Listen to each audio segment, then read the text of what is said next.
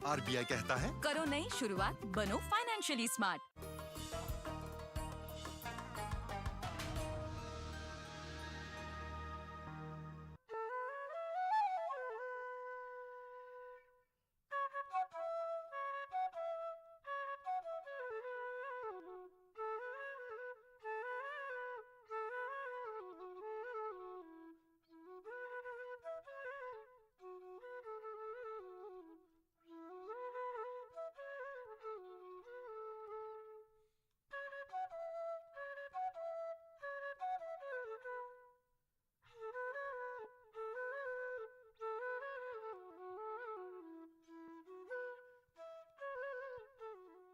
आदाब, मैं हूँ रेशमी।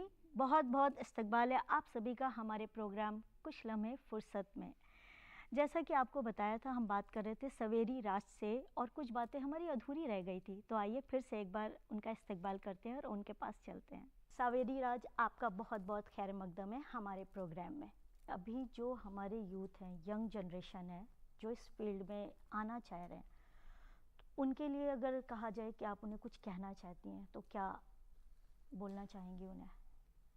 मैं ये कहना चाहूँगी कि अगर आपको लगता है कि इसमें बहुत ग्लैमर है इस फील्ड में और सिर्फ आप उसी कारण की वजह से इसमें आना चाहते हैं तो बिल्कुल मत आइएगा।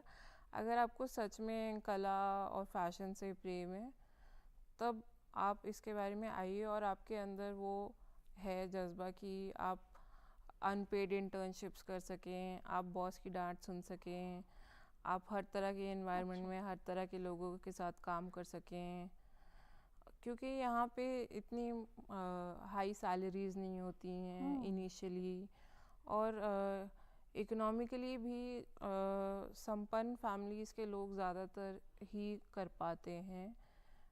ये हकीकत है, क्योंकि जो अगर मैं आपको बताऊं कि जो जूनियर डिज़ाइनर है इंडिया में, उसकी स्टार्टिंग सैलरी 2015 में भी 25,000 थी, आज भी 25,000 है। अच्छा। तो इतनी ये इतना प्रॉफिट मतलब इतना उस तरह से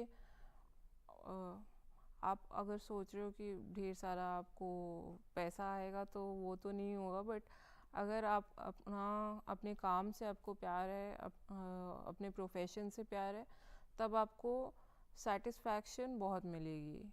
हाँ, ये भी बात है। और ये भी हो सकता है आपको बहुत से लोग देख के चाहते हो, भाई उनको आपका काम पसंद आता हो, वो चाहते हो मैं भी इस फील्ड में आऊँ। हाँ, और कोई अपना ब्रांड ज़ीरो से स्टार्ट करना चाहता है जी। उसके लिए आप क्या कहना चाहेंगी? कैसे होता है, कितना मुश्किल होता है, कितना आसान होता है, क्या होता है उस टाइम? उसके लिए मैं ये कहना चाहूँगी कि कई बार ऐसा होता है कि कुछ नॉन डिज़ाइन बैकग्राउंड के लोग भी अपने ब्रांड स्टार्ट कर लेते हैं, तो उसमें कोई बुराई नहीं है, क्योंकि एक मेरी बड़ी पसंदीदा डिज़ाइनर है रे कावाकुबो, उनकी कोई जापानीज़ है वो, उनकी कोई फॉर्मल एजुकेशन नहीं है, कोई फॉर्मल ट्रेनिंग नहीं है, लेकिन फिर भी उनको बहुत ही उम्दा माना जाता है और मुझे पर्सनली बहुत पसंद है उनका काम। तो वो एक रिक्वायरमेंट नहीं है, लेकिन आपको सीखने का और टेक्निकल एस्पेक्ट सीखने का वो लगन होनी चाहिए। अच्छा, आपने जो इटली से जो स्टडी किया, जो पढ़ाई, और फिर यहाँ इंडिया में, तो आपने क्या चेंजेस महसूस किया कि मतलब डिज़ाइंस में, और जब आप यहाँ पे आके अपना काम आपने स्टार्ट किया तो इंडियन डिज़ाइनर्स की अलग एक छाप होती है कि आप वहाँ से आपने मिक्स करके उसको क्रिएट करके कुछ अलग स्टाइल चूज़ किया क्या? यहाँ तो सबसे पहले तो जो हमने वहाँ पे पढ़ा वो इंग्लिश इटालियन मिक्स्ड में था, कुछ कुछ वर्ड्स आ जाते थे इटालियन के, और फिर यहाँ पे मेरे मास्टर जी जैसे पैंट में लूप्स होते हैं, एक एग्जांपल मैं आपको दे रही हूँ, वो उसको लुप्पी बोलते हैं, तो मुझे वो बहुत फनी लगा। तो इस तरह की चीज़ें होती हैं, इस तरह के छोटे मोटे डिफरेंसेस हैं, लेकिन आई थिंक कि मोस्टली तो चीज़ें सेम ही हैं, और बस यही है कि हमारा थोड़ा काम करने का तरीका अलग है, उनका हम अलग। लोग उनका थोड़ा अलग है, क्योंकि नेचुरली हमारी संस्कृति उनसे अलग है, तो फिर काम करने का तरीका भी अलग ही होगा। वो लोग जब काम करते हैं तो सिर्फ काम करते हैं, और जब ऑफिस के बाहर होते हैं तो फिर आप उनसे कुछ नहीं करवा सकते। अच्छा, वैसे वो नहीं साफ लग इनकार कर देंगे, लेकिन अच्छा, यहाँ पे लोग फिर भी आपको हेल्पिंग अकोमोडेट होते हैं, कर हाँ देंगे, हेल्प हाँ। कर देंगे। अच्छा अच्छा, वैसे आपको नहीं लगता है कि काफ़ी कॉम्पिटिटिव होती जा रही है ये फील्ड भी? आए दिन एक नए नए डिज़ाइनर्स आ रहे हैं, उसमें खुद को मतलब वहाँ तक, उस मुकाम तक पहुँचाना कि हमारी एक पहचान हो, नाम हो, हाँ, कितना मुश्किल होता है? मेरे ख्याल में कि जो कोई भी इंसान अपने साथ सबसे बुरी चीज़ कर सकता है, वो किसी और से अपना ही तुलना। हाँ। तो इसीलिए वो अब मैं नहीं करती, और मुझे ऐसा लगता है कि मैं एक अलग ही इंडिविजुअल हूँ, मेरे अलग एक्सपीरियंसेस रहे हैं ज़िंदगी में, और मेरा सोचने का तरीका अलग है। और जब आपका सब कुछ ये सब अलग है, तो आपका एक नज़रिया भी अलग है, तो आप जो डिज़ाइन करेंगे वो भी अलग ही होगा, जाहिर सी बात है। तो फिर हम दो सिमिलर चीज़ों की तुलना कर सकते हैं ना, अलग अलग चीज़ों की तो नहीं कर सकते। जैसे सेब और संतरे की तुलना तो नहीं हो सकती। तो जब हम ऑलरेडी उस माहौल से निकलते हैं जहाँ हमने इतना ज़्यादा स्ट्रिक्ट रूल फॉलो किया हो, तो फिर परेशानी का सामना नहीं करना पड़ता है। जी। जैसे आपने जैसे डिज़ाइंस की बात की, कलर्स की बात की, ये सब मैचिंग, तो इसमें कटिंग्स पे ज़्यादा फोकस होता है, डिज़ाइंस पे, कि ट्रेंड्स, किस पे आप ज़्यादा फोकस करके अपना काम स्टार्ट करते हैं? मेरा फोकस रहता है कि कुछ डिफरेंट हो, क्योंकि अगर मैं भी वही बना रही हूँ जो 20 अलग ब्रांड सेम चीज़ एक बना रहे हैं, तो फिर मैं बस उन्हीं मतलब फिर भेड़ चाल में चलने से कोई फ़ायदा नहीं है। तो अपना एक अलग पर्सपेक्टिव पहले मैं डेवलप करने की कोशिश करती हूँ, और उसके लिए हम लोग रिसर्च करते हैं पहले बैठ के। एक मेरा जो स्टार्टिंग पॉइंट रहता है किसी भी कलेक्शन पे काम शुरू करने से पहले, वो रहता है एक माइंड मैपिंग प्रोसेस। जैसे एक कागज़ का पन्ना ले लिया मैंने, और अलग अलग शब्द मैंने लिख लिए उस पे। अच्छा। और फिर मैंने कुछ उनको जोड़ा कि इस वर्ड से कौन सा कलर मेरे को याद आता है, या फिर किस तरह का टेक्सचर या किस तरह का फैब्रिक मुझे इससे याद आता है, या किस तरह का कट मुझे इससे याद आता है। ये आपका खुद का क्रिएट किया हुआ है या आपको पढ़ाया गया है? ये मुझे पढ़ाया गया है। अच्छा।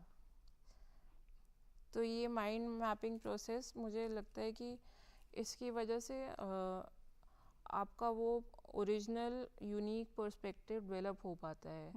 आपको अच्छा लगेगा कि आप भी, अगर आपका भी हो सकता है कल को आप आएँ और पेरिस फैशन वीक में आप भी, तो कैसा? वैसे अभी इससे मुझे याद आया कि पेरिस फैशन वीक से ऐसा कोई यादगार मोमेंट जब आपके डिज़ाइन को अप्रिशिएट किसी ने किया हो, और कुछ ऐसा पल या कोई कहानी आपको याद आ रही हो तो? जब मैंने लंदन फैशन वीक में हिस्सा लिया था, तो फिर जब सारी मॉडल्स ने वॉक कर लिया था, और फिर जब डिज़ाइनर बाहर आता है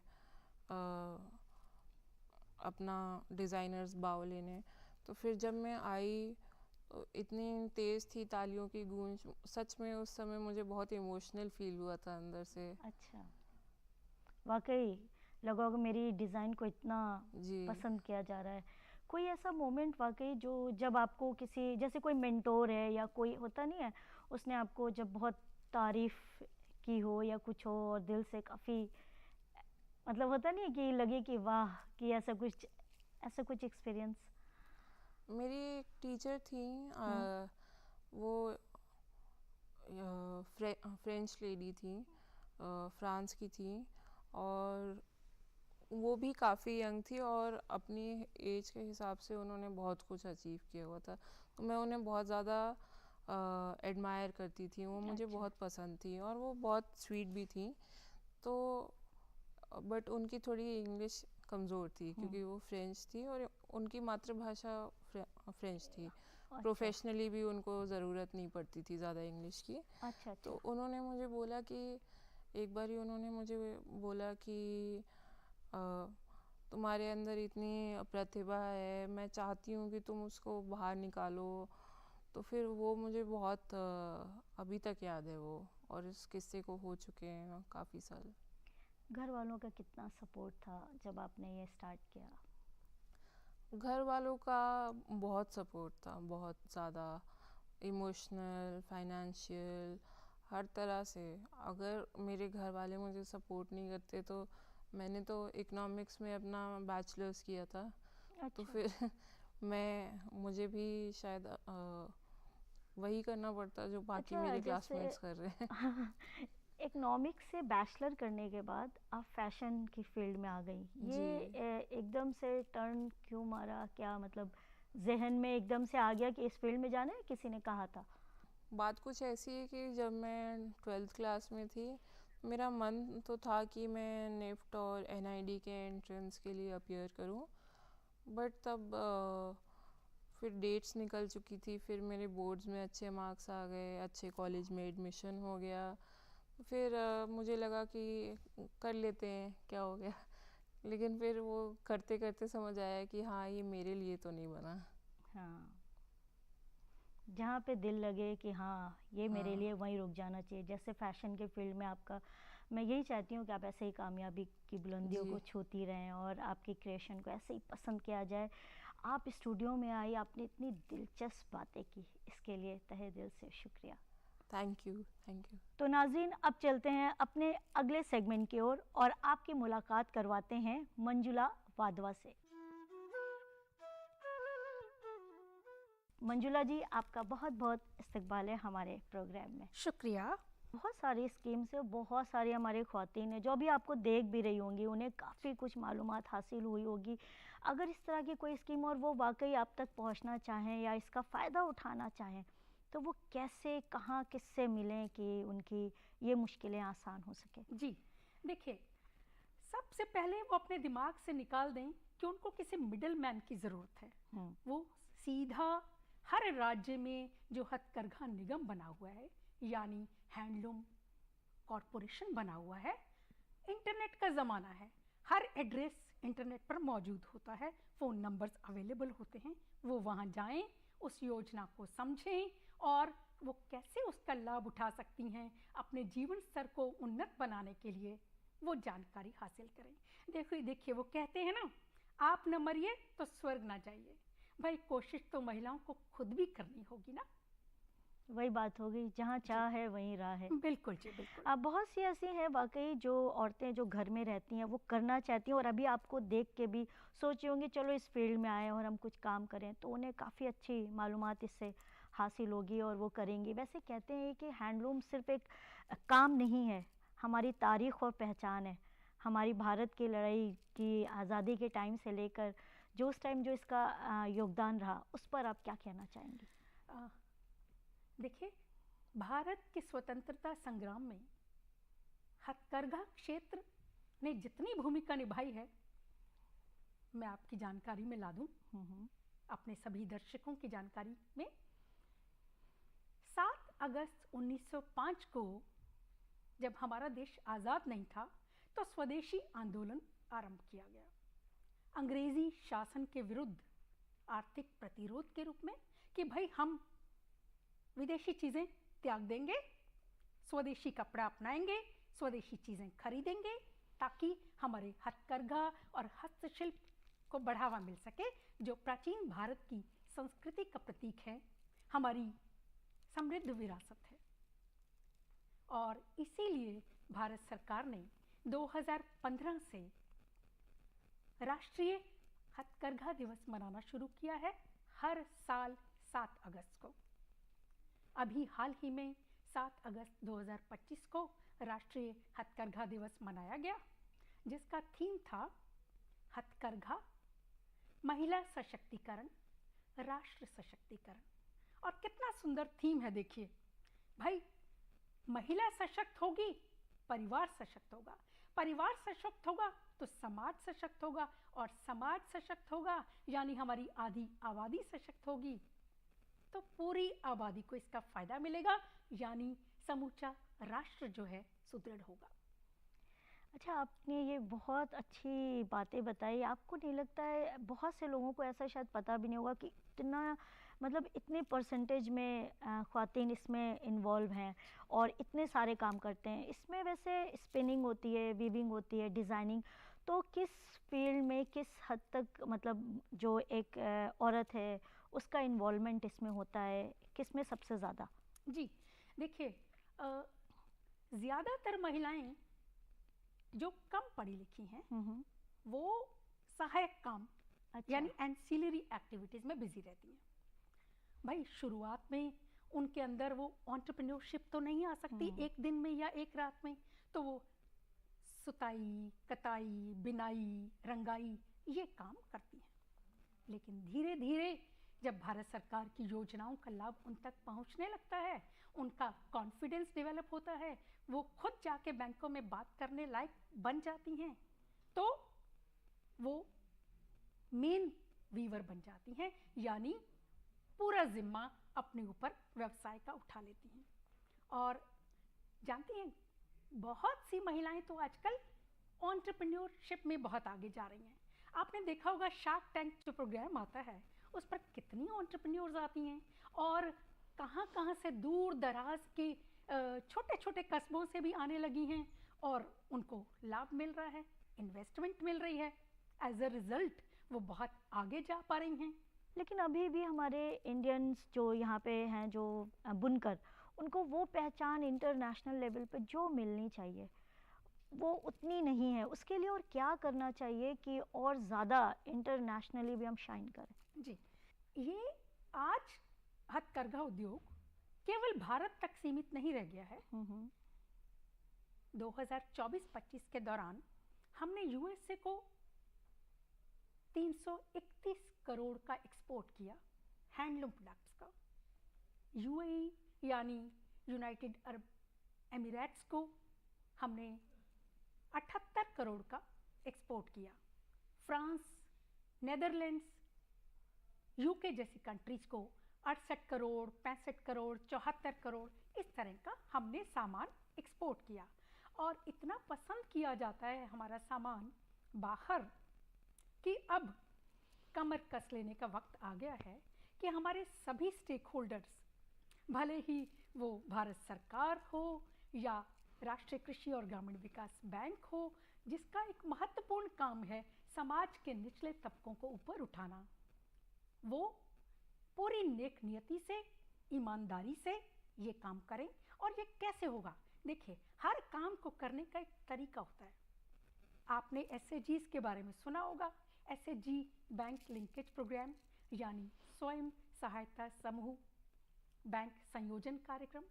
इसमें क्या होता है, फार्म और नॉन फार्म सेक्टर दोनों में ही भारत सरकार का महिला और बाल विकास विभाग और नाबार्ड दोनों एसएजीज बनाने के लिए पूरा ग्रांट देते हैं एनजीओज को, ताकि ये सेल्फ हेल्प ग्रुप्स जब बन जाएं तो इनको लोन मिल सके। लोन कैसे मिलेगा? कोई कोलैटरल सिक्योरिटी नहीं चाहिए। देखिए, अगर आप एसएजी के रूप में संगठित हैं, सेल्फ हेल्प ग्रुप्स को पीयर प्रेशर के आधार पर बैंक बिना किसी परेशानी के आज लोन दे रहे हैं, क्योंकि 10 महिलाएं कम से कम होती हैं। वो उनमें से एक कोऑर्डिनेटर होती है, चीफ कोऑर्डिनेटर, एक असिस्टेंट कोऑर्डिनेटर। उनका अकाउंट पूरे ग्रुप का खुल जाता है बैंक में। वो अपनी सेविंग्स को उसमें डालती हैं, वो सेविंग मल्टीप्लाई होती रहती है, और जितनी सेविंग उनकी होती है उसके 6 टाइम्स यानी 6 गुना तक उनको बैंक से लोन मिल जाता है उत्पादक प्रयोजनों के लिए, यानी प्रोडक्टिव पर्पसेस के लिए। तो वो लोन लेकर आगे बढ़ती हैं। नेशनली ही नहीं, इंटरनेशनली भी अब महिलाएं आगे आने लगी हैं। हालांकि बेड़ियां टूट रही हैं, परंतु गति धीमी है। इस गति को बढ़ाने के लिए हमें कुछ पुरजोर कोशिशें करने की ज़रूरत है। जैसे महिलाओं को स्पेशल तौर पर कुछ ट्रेनिंग दी जाए, घर की चार दीवारी से वो बाहर निकलें, प्रशिक्षण कार्यक्रमों में भाग लें, नए नए डिज़ाइन देखें, सीखें और इंटरनेट के सहारे, जानते हैं आज के इंटरनेट के ज़माने में कुछ भी मुश्किल नहीं रह गया। गांव देहातों की महिलाएं, बच्चियां इतना आगे बढ़ रही हैं कि पूरी दुनिया एक ग्लोबल विलेज बन चुकी है। तो मैं तो ये कहूँगी कि मशाल जले और दोनों ओर से जले, यानी महिलाएं स्वयं भी अपनी बेड़ियों को तोड़ने का प्रयास करें और भारत सरकार, नाबार्ड या हमारी और जो संस्थाएं हैं इन कामों में लगी हुई हैं, वो भी पूरी ईमानदारी के साथ इनका साथ दें, तभी हम देश को तरक्की की ओर ले जा सकते हैं। बहुत अच्छी मालूमात अभी हासिल हो रही है और हमारे नाज़रीन जो सुन रही हैं उनको भी बहुत कुछ आपके ज़रिए से पता चल रहा होगा।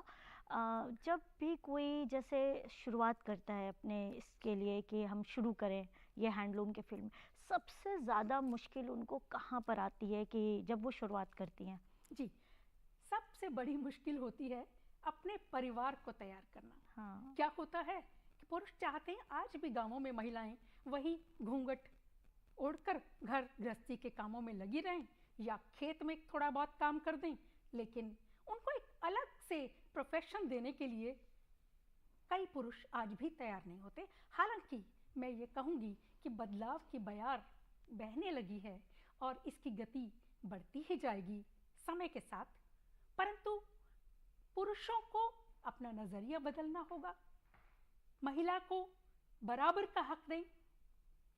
हालांकि आपको पता है आजकल जितनी भी लैंड है या अपनी फ्लैट्स हैं, मींस रियल एस्टेट है, वो महिलाओं के नाम से खरीदे जाने लगे हैं क्योंकि उनको रजिस्ट्रेशन चार्जेस कम देने पड़ते हैं।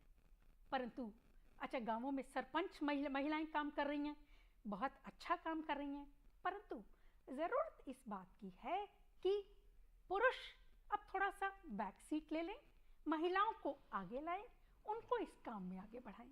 दूसरी बात यह है कि रिजर्व बैंक जिस प्रकार से बैंकों को प्रेरित करता रहता है, उनके लिए गाइडलाइंस बनाता रहता है कि महिलाओं के लिए अलग से लोन दिए जाएं, स्पेशलाइज्ड लोन्स दिए जाएं, तो बैंक मेरे ख्याल से इस बात को समझें और अगर एसएचजीज को वो लोन दे रहे हैं तो इंडिविजुअली भी वो खोजबीन करके सशक्त महिलाओं को आगे बढ़ाने में कर सकते हैं प्रयास। क्योंकि देखिए, बहुत कम महिलाएं आपको मिलेंगी, नेग्लिजिबल परसेंटेज, जो लोन लेकर समय पर ना चुकाएं।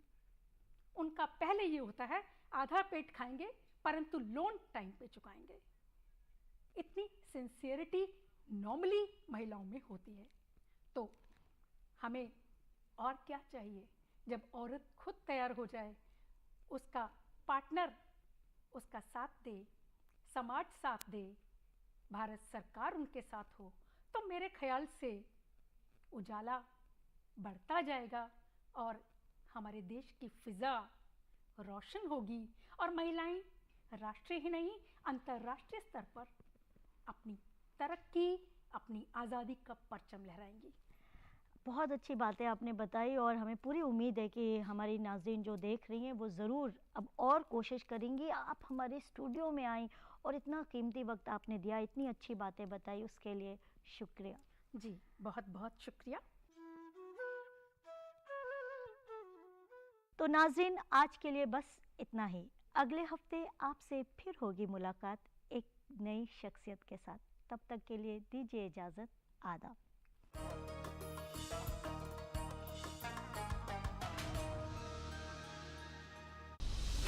The DD Robocon National